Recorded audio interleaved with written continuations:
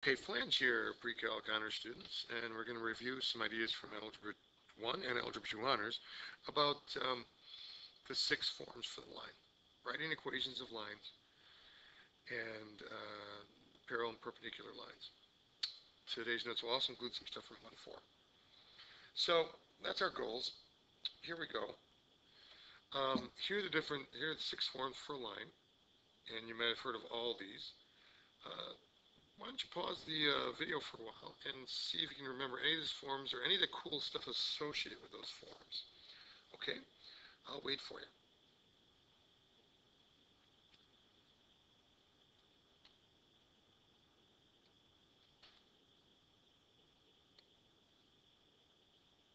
Are you back?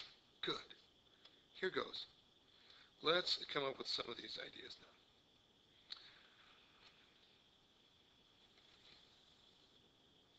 Point slope form. My favorite form because it's so easy to generate the equation of a line. Y minus y1 equals m times x minus x1. Remember that one? Basically, it's called point slope because m is the slope, and you have a point x1, y1. And you just generate the equation of the line. So handy. Slope-intercept. Slope-intercept is something you might be, one of the first things you might have seen in algebra. That's y equals mx plus b. And a lot of kids like that because it's fewer constants. You only have two constants as opposed to the three constants here where you have to have a slope and a point. Or again, m equals the slope like it was before, but now here's this new idea. B equals the y-intercept. That's where it crosses the y-axis at 0, comma b. So it's a nice one for graphing because you can quickly plot a point across the y-axis. And you can also quickly use the slope idea to go over 1 and up the slope. Standard form, ax plus by equals c. None of these constants, a, b, or c, is the slope. This coefficient on x is not the slope anymore because it's not solved for. Now, if you do solve it for and get into y equals mx plus b form, you'll see that you get slope is negative a over b. A lot of times things are done in standard form because it extends to other dimensions quickly. And also you can quickly generate points on a line by setting x equal to 0, covering this up, solving for y, setting y equal to 0, and finding the x-intercept. Horizontal lines, y equals a constant. Y equals a constant. And you get a horizontal line like that. This is y equals 2. Vertical lines, x equals a constant. X equals a constant. There you go. This might be something like x equals 5. And finally, the double intercept form. X over little a plus y over little b equals 1. And if you do a little trick that I was doing up here in standard form, if you set x equals 0, then you just get, this eliminates and you get y equals b. If you set y equals 0, you get x equals a. So little a and little b are the x and y intercepts respectively. So this double intercept form has the little b in common with slope intercept up here, where if you set x equals 0, you get y equals b. It also has the other advantage of this. So double intercept is nice if you are know the two intercepts where it crosses the x and y axis. You can quickly generate that.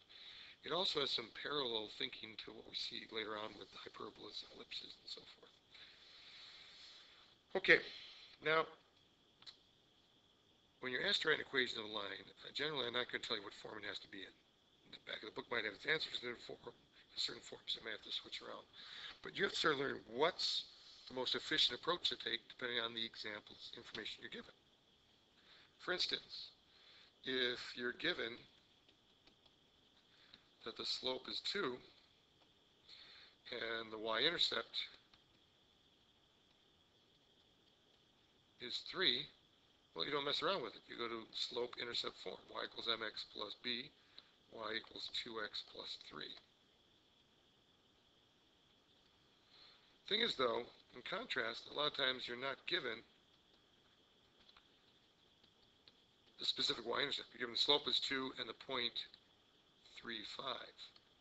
Now, you can't just go put the 5 in for b. 5 is not the y-intercept. So you go to point slope. Y minus y1 equals m times x minus x1. You've got the slope and a point.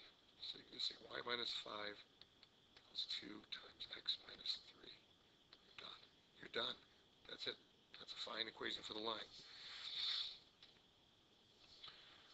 Okay, now some other ideas. We'll do some more examples in class too, because like if you're given 2 points, you can use your slope formula from before to generate the slope and then proceed with either point in the point slope form. What I want you to be aware of is this much neglected standard form of ax plus by equals c.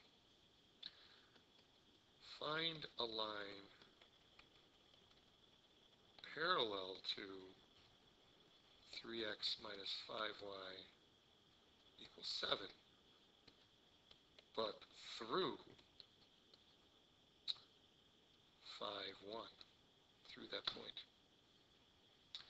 So, a lot of times kids, when they see this problem, they say, well, you've got to first come up with a slope of the original line. The slope of the original line is negative a over b. So you get negative 3 over negative 5, so you get 3/5. And then you've got a point, so you can say y minus 1 equals negative 3/5 times x minus 5. And I accept that as the answer. But you can also try this. If you put 5, 1 into the point slope form, the standard form,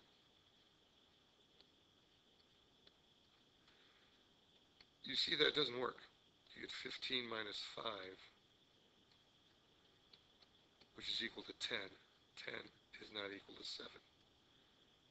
But all we have to do then is change it to 3x minus 5y equals 10. And I put to you that these are the same line, just different forms. And notice how in the parallel line, if we keep a and b the same, you're going to have the same slope. We just change the constant c to reflect that we have a different point that goes through. Now 5, 1 it goes through. So clearly it works. 15 minus 5 is 10. And this also has a slope of negative 3/5. Now, 1/4 just gets into a little bit of using linear functions. And instead of y equals mx plus b, we could put this in functional form and say f of x equals mx plus b. That's because y equals f of x. Y is a function of x. And so these symbols are interchangeable. And when you write it like this then, it's just saying that this is the name of the function. Okay? It's still your good old linear function, 0, comma b. And now, how do you express this in functional form? 0, comma b. Well, that's f of 0 equals b. Okay? And what's 1 going to go through? 1 is going to go to m plus b. So you could say f of 1 equals m plus b. Just for giggles, what's f of q? M times q plus b. All right? That's just a little review of functional notation as well. And that'll help you understand this problem where find the linear function f for f of 3 equals 12 and f of 5 equals negative 8. So we're looking for something that looks like f of x equals mx plus b. So if we had it in slope-intercept form, y equals mx plus b, we'd be all set. So you might want to start by just translating these into corresponding points. What's this point? F of 3 equals 12. 3 goes in, 12 comes out. So 3 is the x, and 12 is the y. 5 comma negative 8. for f of 5 equals negative 8.